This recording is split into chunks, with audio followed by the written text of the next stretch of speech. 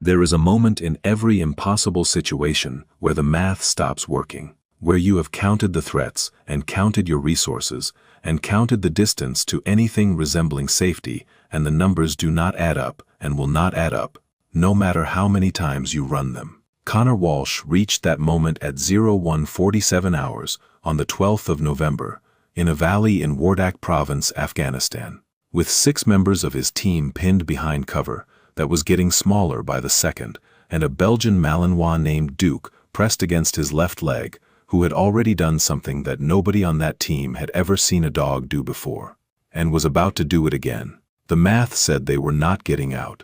Duke had not done the math. This is their story. Stay with me. Connor Walsh grew up in South Boston, Massachusetts. Not the South Boston of movies and television, and the particular mythology that cities build around their toughest neighborhoods. The actual South Boston.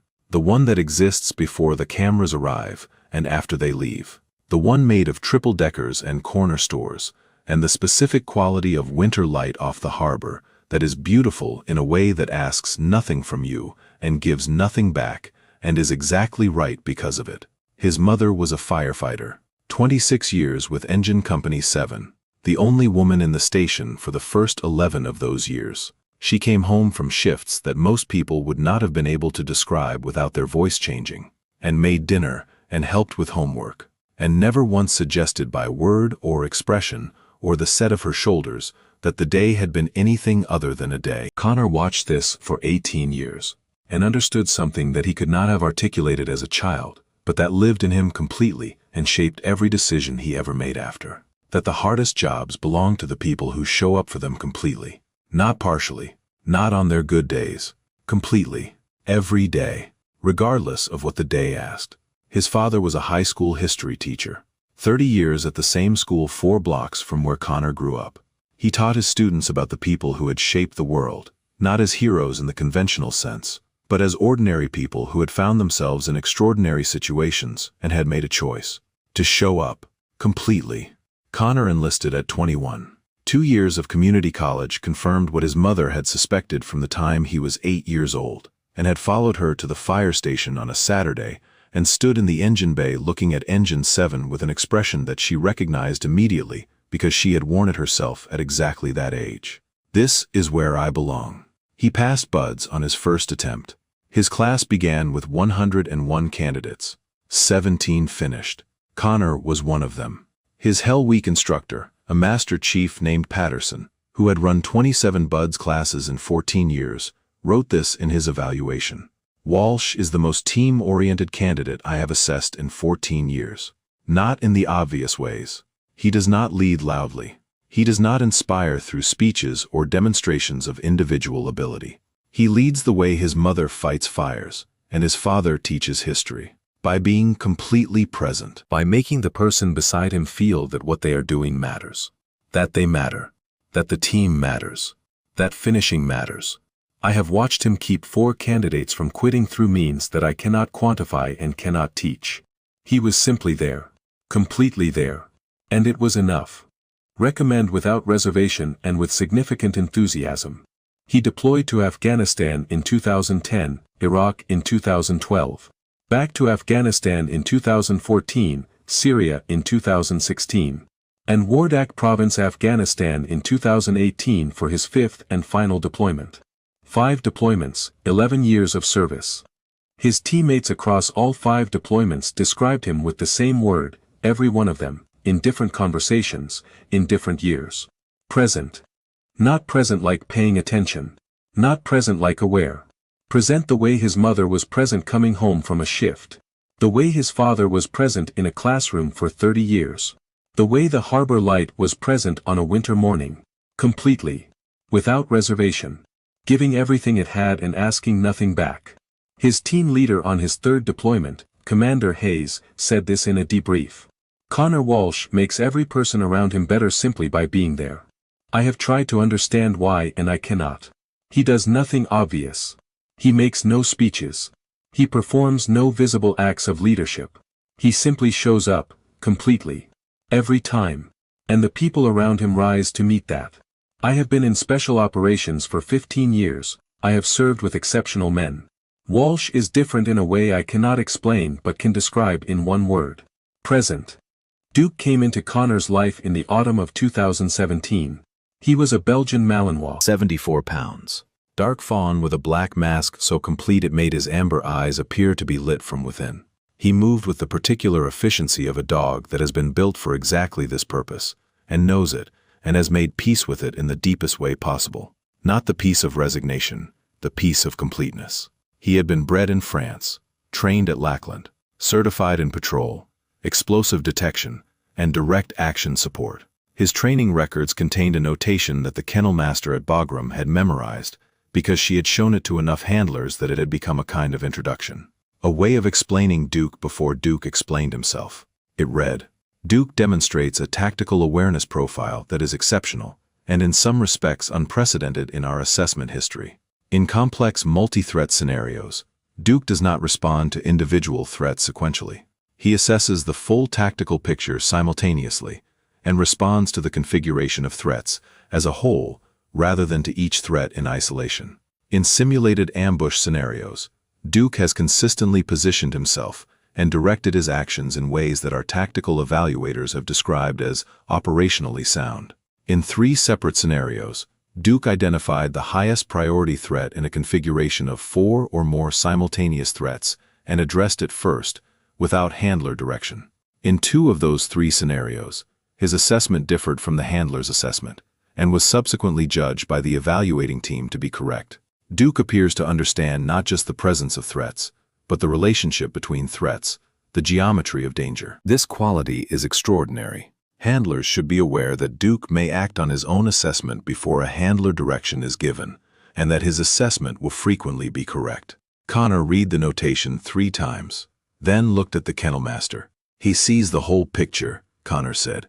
All of it at once, the kennel master said, before most handlers have processed the first part of it.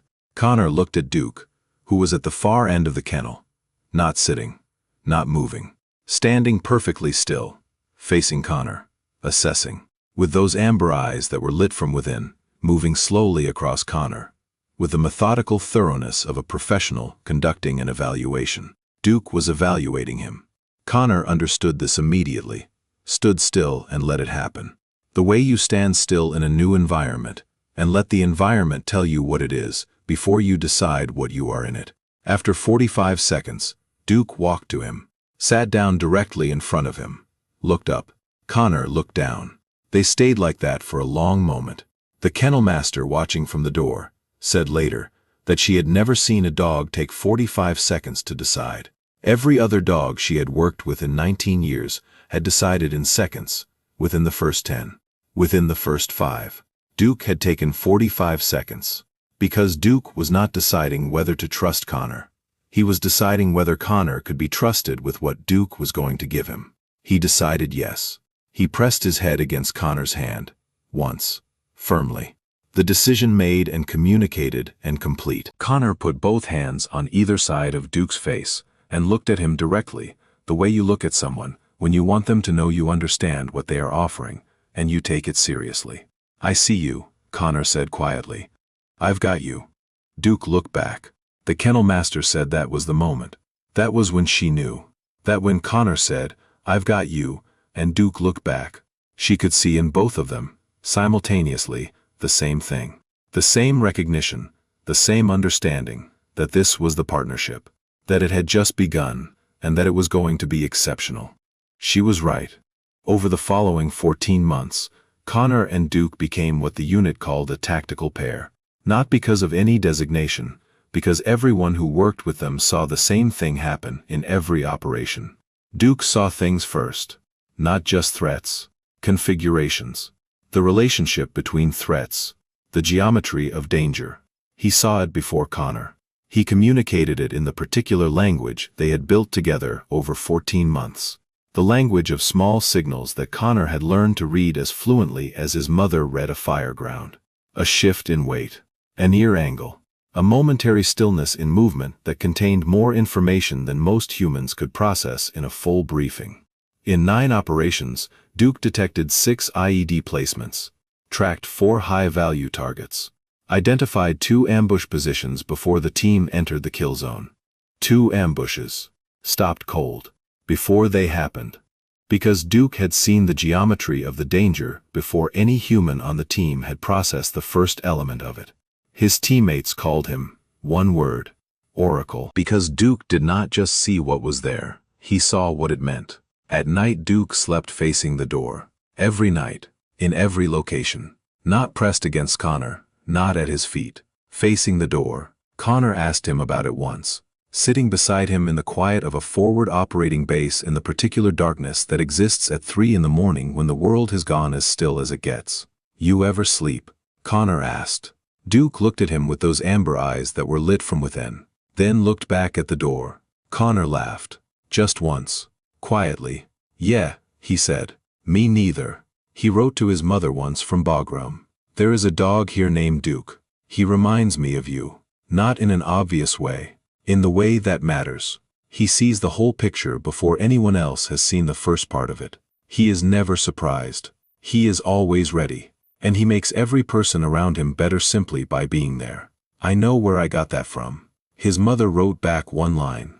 Bring him home when you're done. Operation Midnight Thunder came in November. 12th of November, 2018. Outside temperature at insertion, -7 Celsius. Cloud cover complete. Wind from the west at 24 miles per hour. Visibility 30 meters in clear conditions, less in the valley. The objective. A senior command coordinator for a network that had been responsible for 4 previous incidents in the Wardak Province. High value, long sought, single insertion window based on intelligence that had taken 3 months to develop. The approach required movement through the Wardak Valley, a narrow corridor of terrain bounded by ridgelines on both sides that channeled movement and restricted options. The intelligence assessed the valley as clear, the route as viable, the timing as optimal. Connor briefed Duke the way he always briefed him, sitting beside him, shoulder to shoulder, not facing him, beside him. Because Connor had understood early that Duke processed information better when the briefing felt like a conversation between equals rather than an instruction from above. Cold one tonight, Connor said. Valley approach. Narrow terrain. Multiple ridgelines, high-value target. You see something I need to know about it the second you see it. Not after you've thought about it. The second you see it. We go in together. We come out together. The whole team. Every one of us. Duke pressed his shoulder against Connor's. His version of copy. They inserted at 2100 hours, 7 kilometers from the objective. Team of 7 operators plus Duke. The approach was clean for the first 2 hours. Duke worked 30 meters ahead in the wide sweeping pattern that Connor had memorized over 14 months. The methodical coverage of ground, the precise pauses at terrain changes. The regular checkbacks that were as reliable as breathing. At 2300 hours they were 3 kilometers from the objective. Duke stopped. Connor held up the fist. Team stopped. Duke's ears were forward. Both of them, angled slightly left. Toward the western ridgeline. His body was still but not the stillness of alerting on a specific thing. The stillness of assembling multiple inputs into a single picture. He was seeing the geometry. Connor waited. 20 seconds. Duke turned.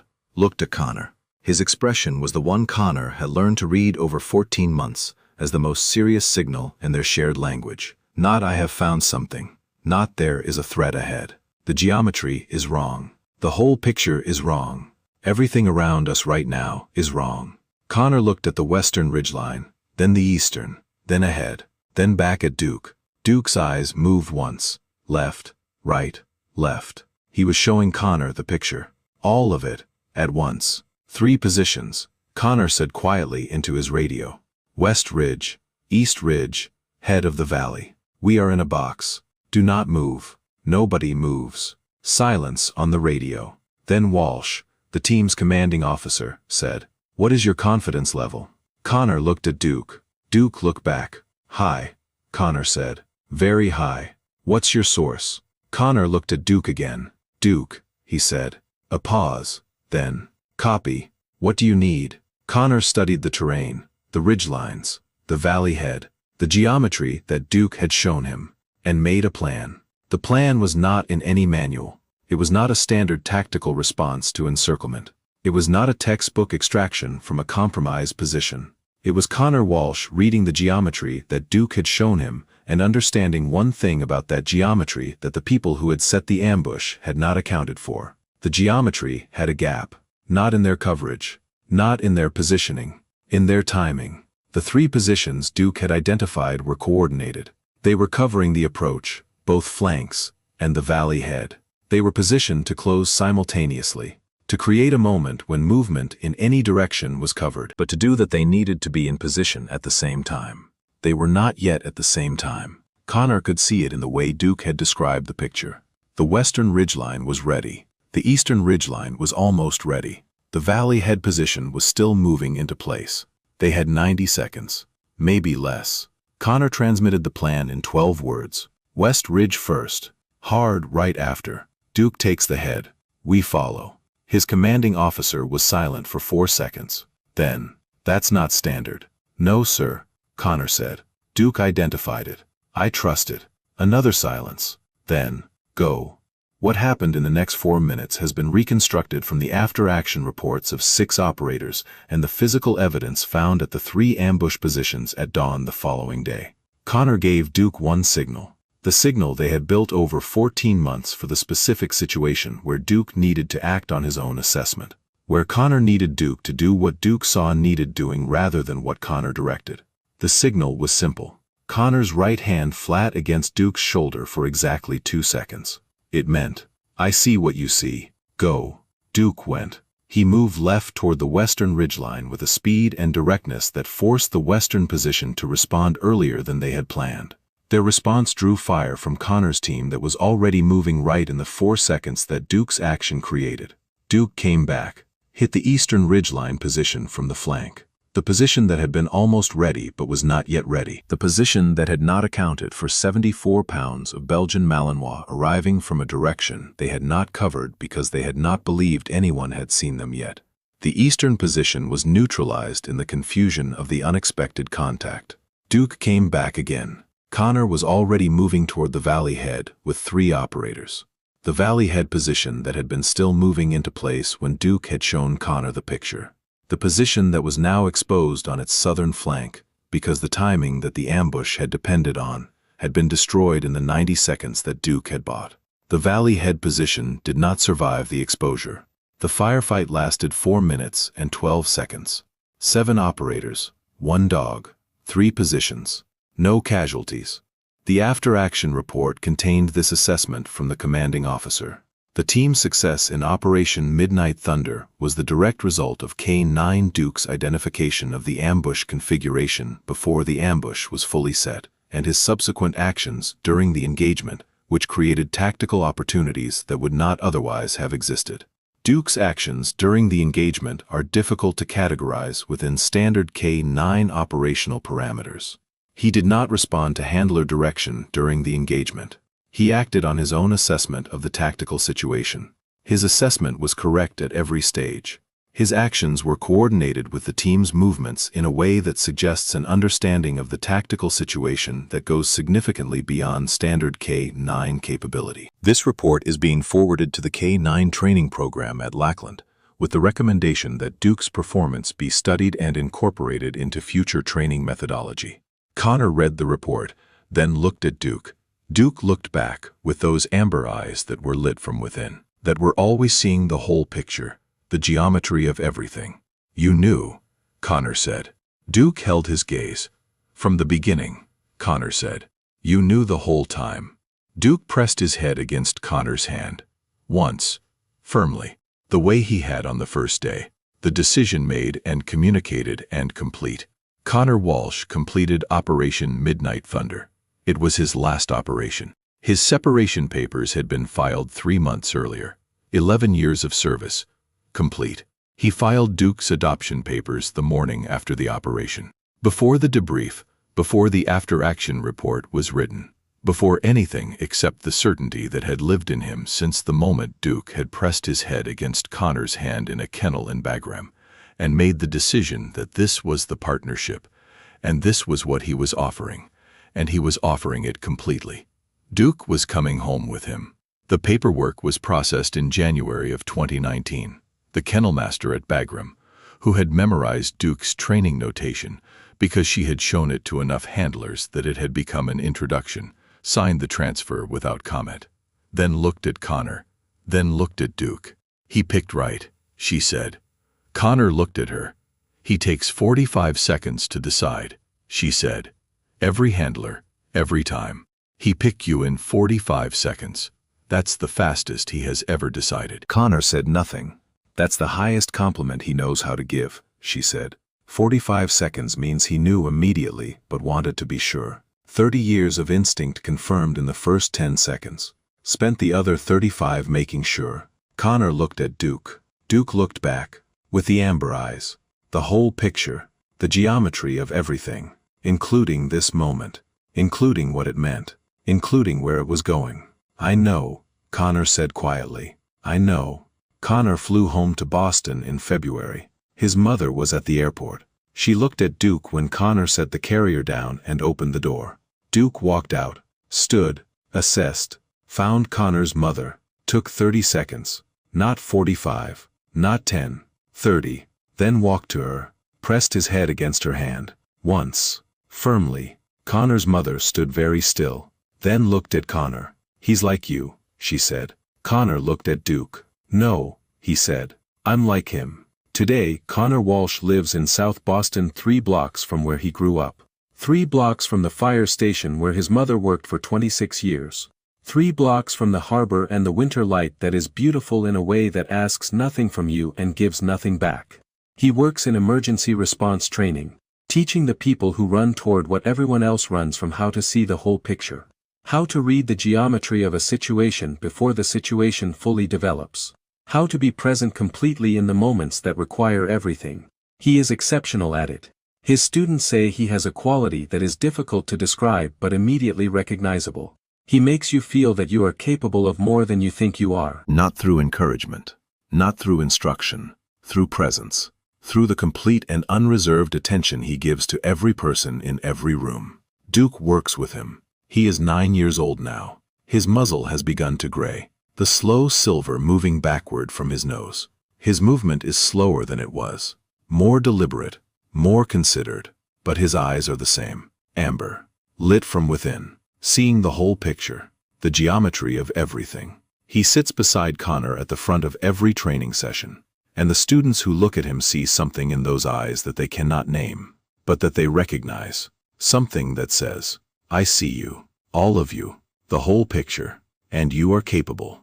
At the end of every session Connor says the same thing. He looks at Duke, then looks at his students. Duke saw an ambush in the dark, in a valley in Afghanistan, before any human on the team had processed the first element of it. He saw 3 positions simultaneously. He saw the geometry of how they related to each other. He saw the gap in the timing. He acted on what he saw, and he was right. Every time. He was right because he saw the whole picture. That is the only lesson worth learning in this room. See the whole picture, not the first thing you notice, not the most obvious thing, not the thing that is loudest or closest or most immediately threatening. The whole picture, all of it, at once. Because the thing that will save you is never the thing you were already looking at. It is the thing you almost missed. Duke knew that. He has always known that. And on a November night in a valley in Wardak Province, he proved it, in a way that 6 operators, and 1 commanding officer, and 1 after-action report, and 1 training program at Lackland Air Force Base will not forget. Because Duke saw the geometry, and Connor trusted what he saw, and the team came home. All of them. Everyone. Together. Some bonds are not made in training. They are not made in the briefing room, or the kennel, or the first handshake between a handler and a dog. They are made in the moment, when a dog takes 45 seconds to decide, because he wants to be sure. Because what he is offering is everything. Because everything deserves to be given carefully. And a handler stands still and lets the decision happen, because he understands what is being offered, and says, I see you. I've got you. Connor Walsh stood in a kennel in Bagram on an autumn afternoon in 2017 and said those 4 words to a Belgian Malinois who had spent 45 seconds deciding whether to say them back. Duke had decided yes. And on the 12th of November, 2018, In a valley in Wardak Province, he proved that yes with everything he had. The math said they were not getting out. Duke had not done the math. He had seen the geometry. And the geometry had a gap. If this story moved you, share it with someone who needs to hear it today. And if you want more stories like this one, subscribe to Cool Drama Stories right now. Hit the bell. Turn on notifications, because every single week we bring you a new story of loyalty and courage and the bond between a Navy SEAL and his military dog that will stay with you long after the screen goes dark. This is Cool Drama Stories. Subscribe now. The next story is already waiting.